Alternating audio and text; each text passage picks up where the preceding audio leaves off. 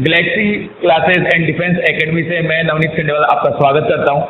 आज दोस्तों मैं आपके लिए एक इम्पोर्टेंट टॉपिक लेकर आया हूं जो अकॉर्डिंग टू एग्जाम काफी इंपॉर्टेंट है और इससे काफी क्वेश्चन पूछे जाते हैं। आज हम चर्चा करेंगे वोटर्स इंक के बारे में, अमित शाही के बारे में। तो इधर देखिएगा, आज मैं आपके सामने कुछ यूनिक फैक्ट्स लेकर आया हूं। तो आज हम चर्चा करेंगे अमित शाही। इसे इंग्लिश में इंडिलेबल इंक कहते हैं। क्या कहते हैं इसे इंग्लिश में? इंडिलेबल इंक। वही इसे चुनावी शाही भी कहते हैं, इलेक्ट्रोल इंक, और वही इसे मतदाता शाही भी कहते हैं, वोटर इंक।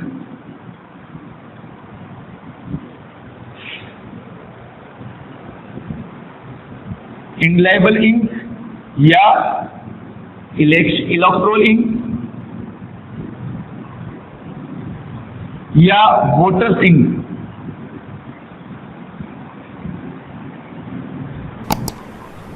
तो दोस्तों आज हम चर्चा करने जा रहे हैं इंपॉर्टेंट टॉपिक पे। कई बार एग्जाम में क्वेश्चन आ जाता है कि चुनाव में प्रयोग की जाने वाली शाही कौन से केमिकल की बनी हुई होती है। ये क्वेश्चन साइंस में भी पूछा जाता है और जनरल जीके में भी पूछा जाता है। तो आज मैं आपको बताना जा रहा हूं इंडिलेबल इंक क्या होती है और इसका प्रयोग कब से स्टार्ट हुआ और ये कौन से केमिकल की बनी हुई होती है। ये एग्जाम में कई बार पूछा जाता है। जैसा कि आपने देखा कि चुनावी सीजन चल रहा है और चुनाव में शाही का प्रयोग होता है। छोटे से छोटे कॉलेज इलेक्शन से लेकर बड़े से बड़े इलेक्शन में इसका प्रयोग होता है। लेकिन कभी आपने जाना कि इसकी आवश्यकता क्यों पड़ी? तो आइए आज इस वीडियो में मैं आपको बताने जा रहा हूं कि अमित शाही किसे कहते हैं, इलेक्ट्रोल इंक किसे कहते हैं। तो दोस्तों ध्यान से सुनिएगा, आज हम बात करेंगे अमित शाही पे। नाम से पता चल रहा है ऐसी शाही जो मिट ना सके उसे कहते हैं अमित शाही।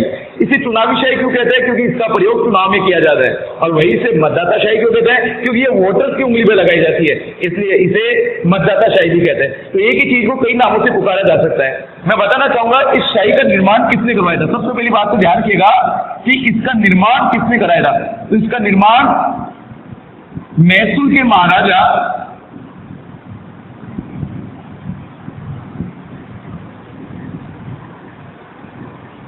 कृष्णराज वाडिया ने इसका प्रयोग किया था सबसे पहले। ध्यान से सुनिएगा, अमित शाही का सबसे पहले शुरुआत किसने करी थी? तो ध्यान रखिएगा, अमित शाही का जो निर्माण किया था वो मैसूर के महाराजा कृष्णराज वाडिया ने इसका प्रयोग किया था। और इसको जो तैयार करने वाली जो कंपनी थी वो थी Mysore lake and paints limited. ये ध्यान रखिएगा, भारत में सबसे पहले अमिट शाही बनाने वाला जो महाराजा था वो थे कृष्णराज वाडिया। ध्यान रखिएगा, ये मैसूर से बिलोंग करते थे और इस शाही को बनाने वाली जो कंपनी थी उसका नाम था Mysore lake and paints limited. ध्यान रखिएगा, और इस शाही का जो निर्माण हुआ था वो 1937 में हुआ था। 1937 में अंग्रेजों के लिए इस शाही का निर्माण हुआ था। ध्यान रखिएगा, ये जो शाही होती है इसमें जो रसायन यूज होता है, जो केमिकल जो होता है वो केमिकल का नाम है, ध्यान रखिएगा, सिल्वर नाइट्रेट। ध्यान रखिएगा कौन सी चीज है ये, कौन से केमिकल से बनती है? ये सिल्वर नाइट्रेट से बनती है।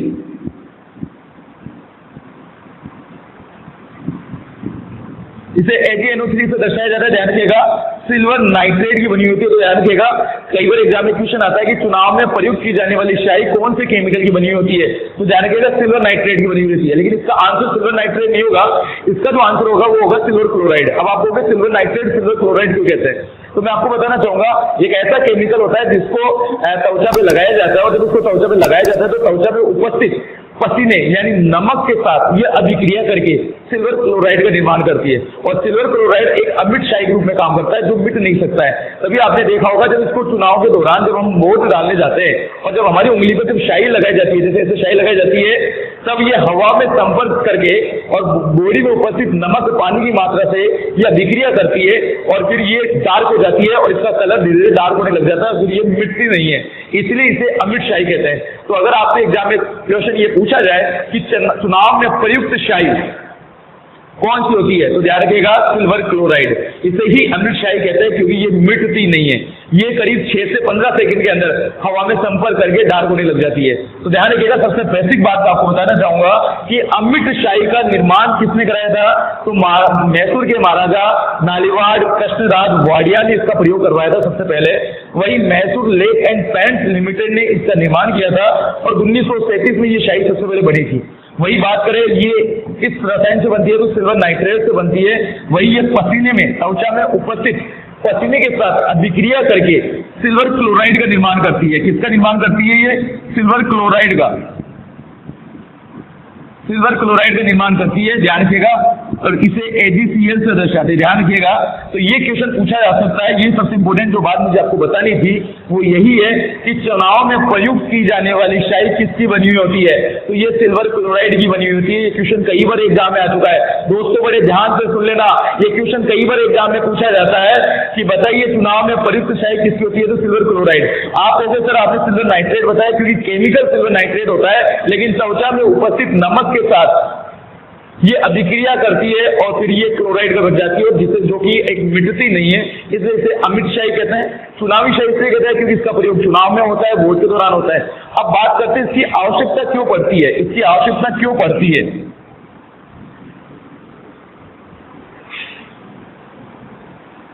इसकी आवश्यकता क्यों पड़ती है? चुनाव में फर्जी मतदान रोकने के लिए। ध्यान रखिएगा, इसकी आवश्यकता क्यों पड़ती है, क्यों बनानी पड़ी, शाही का प्रयोग क्यों हुआ? तो चुनाव में फर्जी मतदान को रोकने हेतु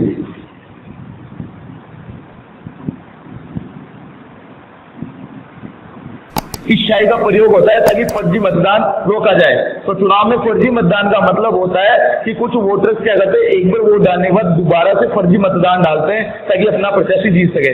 लेकिन चुनाव निष्पक्ष स्वतंत्र होना चाहिए, एक व्यक्ति को एक बार ही मौका मिलना चाहिए, इसीलिए चुनाव में धांधली ना हो, इसीलिए अमृत शाही का प्रयोग किया जाता है ताकि पता लगाया जाए कि ये व्यक्ति वोट डाल चुका है। कई बार क्या होता है, कुछ मतदाता फेक आईडी या किसी दूसरे की आईडी पे वोट डालने चले जाते हैं, इसलिए जाली वोटों को रोकने के लिए चुनाव में चुनाव आयोग के द्वारा अमृत शाही का प्रयोग किया जाता है। ध्यान रखिएगा, वही अमृत शाही का सबसे पहले प्रयोग,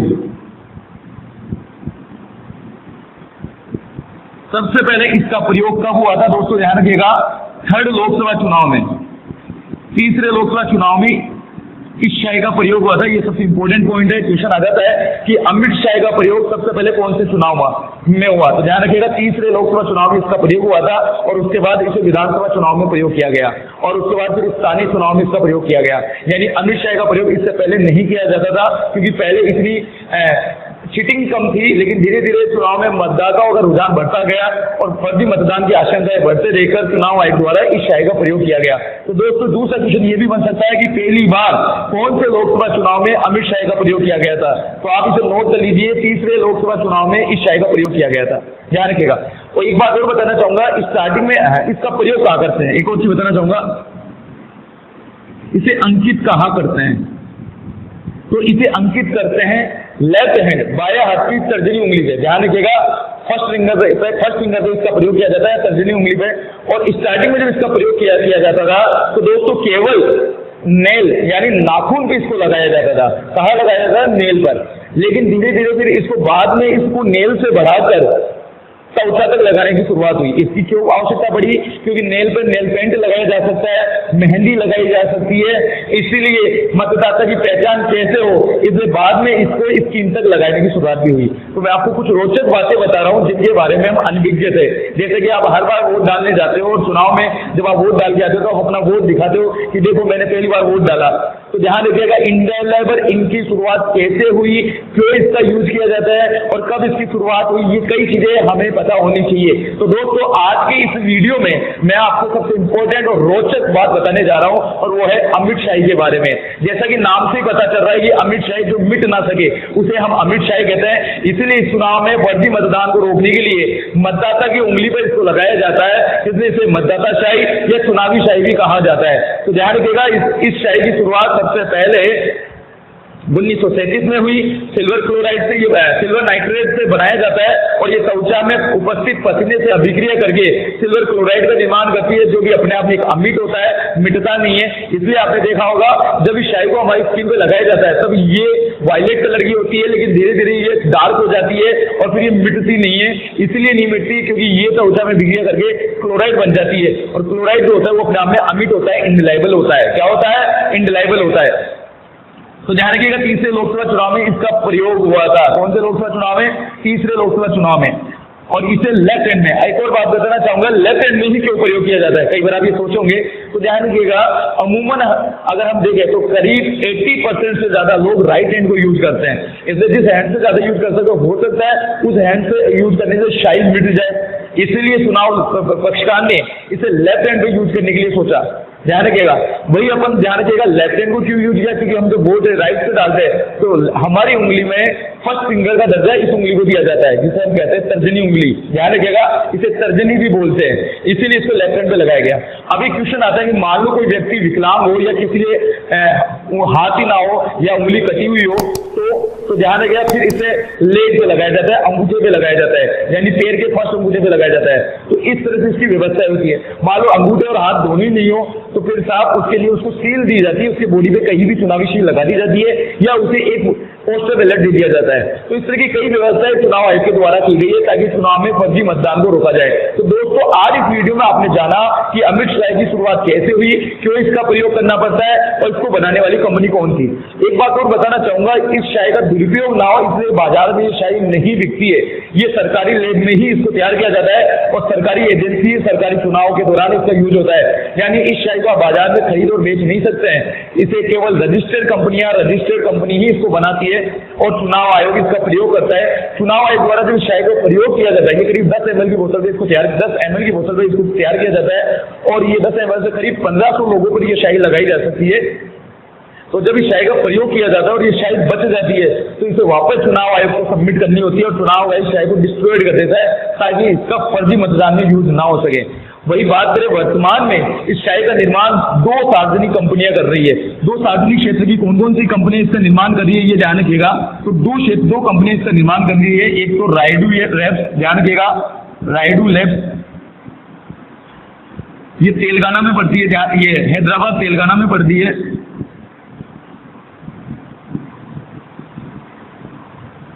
हैदराबाद तेलंगाना में पड़ती है। वही बात करें, दूसरी की बात करें तो Mysore paints and varnish limited,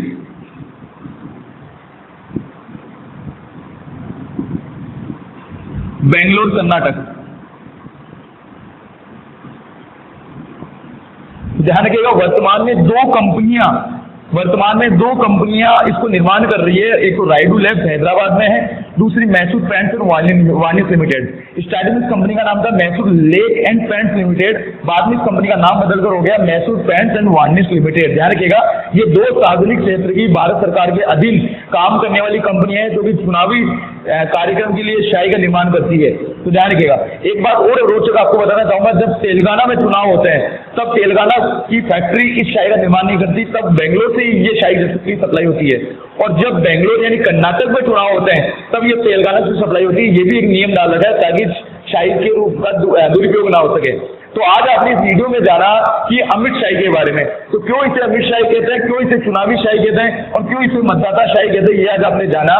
तो देखिए दोस्तों, आज हमने जाना कि चुनाव में फर्जी मतदान को रोकने के लिए इसका प्रयोग होता है और तीसरे लोकसभा चुनाव में इसका प्रयोग हुआ था। तो आज की इस वीडियो में धन्यवाद। जुड़े रहिए Galaxy classes and defence academy के लिए अगली वीडियो में। साथ ही हमारे यूट्यूब चैनल को लाइक करें, सब्सक्राइब करें और अब तक जिन दोस्तों ने हमारे चैनल को सब्सक्राइब नहीं कर रखा है तो मैं उन्हें कहना चाहूंगा कि सब्सक्राइब करें और इसके साथ ही बेल आइकन को प्रेस करना ना भूलें ताकि हमारे लेटेस्ट नोटिफिकेशन आपको अपडेट होते रहे। धन्यवाद।